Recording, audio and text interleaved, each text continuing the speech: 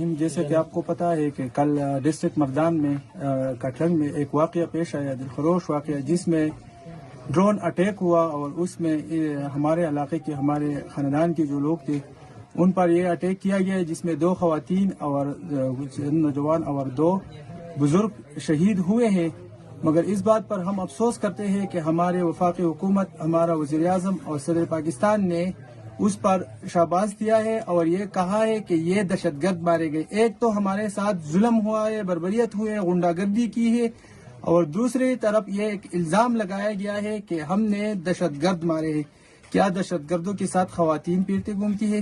کیا 5 بچوں کی ماں دہشت گرد بن گئے ہیں تاکہ اس کی گود میں 2 مہینے کا بچہ ہو؟ کیا وہ دہشت گرد ہیں؟ ہم ان لوگوں سے یہ وضاحت چاہتے ہیں، ہمیں بتا دیا جائے کیا یہ بچے، یہ خواتین، یہ بزرگ دہشت گرد تھے؟ واضح پیغام ہے ہمارا، واضح موقف ہے کہ ایک طرف ہم پرامن شہری، ہم پرامن محب وطن پاکستانی، اور دوسری طرف ہم پر الزام لگایا جاتا ہے کہ یہ دہشت گرد ہے۔ کیا دہشت گردوں کا کوئی جنازہ کرتا ہے؟ کیا دہشت گردوں کی لاشیں کوئی اٹھاتا ہے؟ یہ پرامن لوگ تھے، غریب لوگ تھے اس علاقے کے، اور ان پر ڈرون اٹیک کیا گیا ہے اور بلا وجہ ان کو شہید کیا گیا ہے، اور پوری دنیا نے ان کے موقف کو جانا ہے۔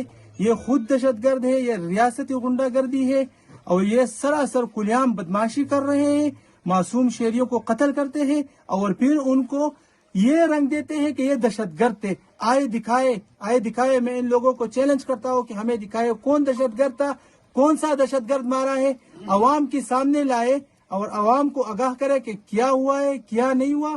ان لوگوں نے سراسر غنڈہ گردی کی ہے اور بلا وجہ خواتین، بچے، بزرگ قتل کیے ہیں۔ ہم ان لوگوں سے یہ مطالبہ کرتے ہیں کہ سامنے جو بھی دہشت گرد مارے آئے دکھائے، ہم آپ کو دکھاتے ہیں کہ آپ نے کون لوگ مارے ہیں، کون نہیں مارے۔ یہ تو اسلحے کو تک جانتے ہی نہیں ہے کہ کیا ہے، یہ ہتھیار کو نہیں جانتے کہ کیا ہے۔ افسوس کی بات ہے، پھر بھی یہ دعوے کی جاتی ہے کہ دہشت گرد ہے۔